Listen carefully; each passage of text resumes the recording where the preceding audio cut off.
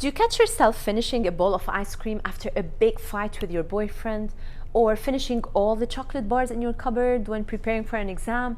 Or seeking fries and burgers on Friday night when you're lonely? Do you eat when you're sad, depressed, angry, lonely? Give me a yes in the comment and watch until the end because you really wanna know this. My name is Pamela. Welcome to my channel.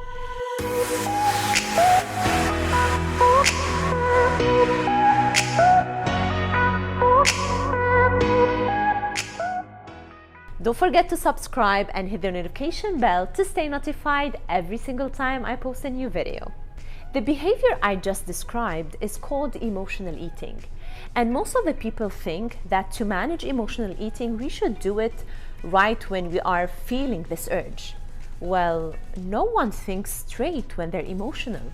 Like when you have a big fight with your boyfriend and you eat a whole bowl of ice cream, I don't expect you to go and seek yogurt instead of the ice cream. In fact, this is not how you manage emotional eating. It's about getting to the core of the problem. It's not about picking the apple instead of the chocolate bar or choosing the yogurt instead of the ice cream. It's about finding the real problem instead of just scratching the surface. So let's get into my 4 tips for today to manage emotional eating. Tip number 1, practice self-compassion, meaning forgive yourself if you've done something that you didn't want to do.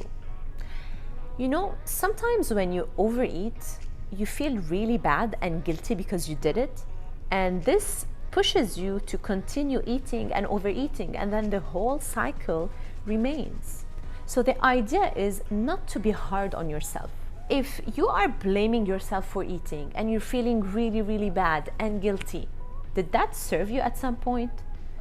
Did it make any difference for you? So today, try something new.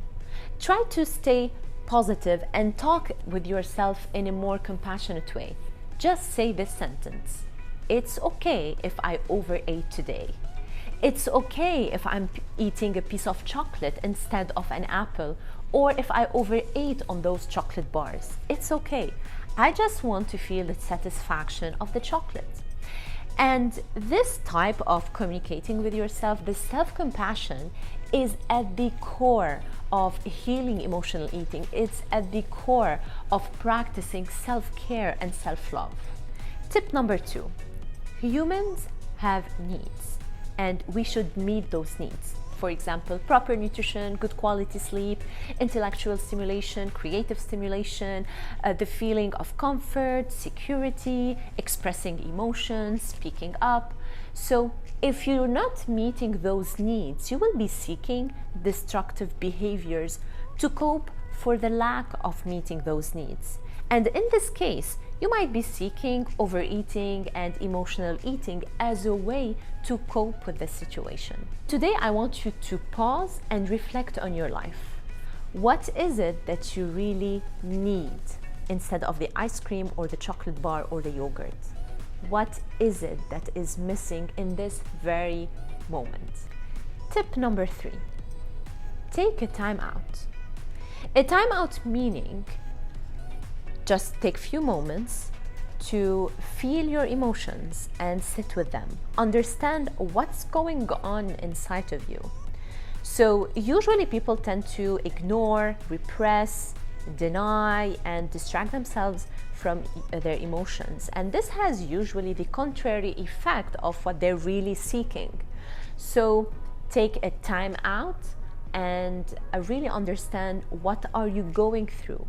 Because the only way to get over it is to get through it. Tip number 4. So sometimes you need to take some rest. So it's the same thing when you go to the gym and you are working out your muscles, you need to take some rest days to recover those muscles. So because you've been sitting a lot with your emotions and feeling them, it's okay to give them some rest. And this rest is considered activities that you enjoy, that are pleasurable, so you can re-energize, you can rest your emotional muscle, and that you can recover properly.